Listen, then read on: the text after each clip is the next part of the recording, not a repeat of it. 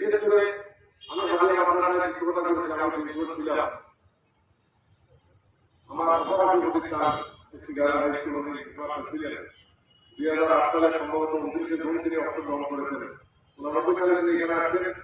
আমি 1980 সালে কাজিয়া মাদ্রাসায়, আর উনি আসেন 1990 সালে। আমার পরে আপনার কারণে আমার সাথে তখন থেকে দেখা। আর উনি 2008 সালে অবসর গ্রহণ করলেন। আমি 2020 সাল পর্যন্ত ছিলাম। এই সুবাদে আমার সাথে আমার যাতায়াত এখন দেওয়ার পথে পার্শ্ববর্তী প্রতিষ্ঠান হিসেবে ওনার সাথে আমার বিভিন্ন রকমের যোগাযোগ হতো, আসার দেখা সাক্ষাৎ হতো। যার ফলে আমি দেখতে উনি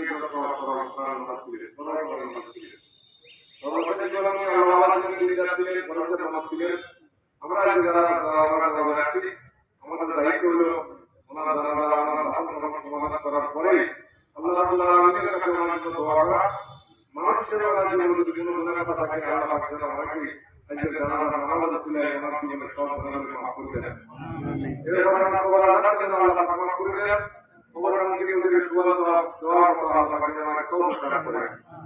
আল্লাহ রহমান করে আল্লাহ নবীর ওয়াদা দেয়া করেছেন। আল্লাহ রাসূল সাল্লাল্লাহু আলাইহি ওয়াসাল্লামের শাফাআত যেন আল্লাহ পাক আমাকে নসিব করেন। এর সাথে আল্লাহ রাব্বুল আলামিন যেন কিয়ামত দিনে আমাকে জান্নাত আমল দিয়া দিনে হিসাবে জান্নাতুল ফিরদাউস নসিব করেন। আমাদের সকলের তরফ থেকে এই দোয়া রইল। সকলে আমাদের এই দোয়া করবেন। সকলের সাথে আমার এই আলোচনা দেখে আমরা এখানে শেষ করছি। আল্লাহ হাফেজ।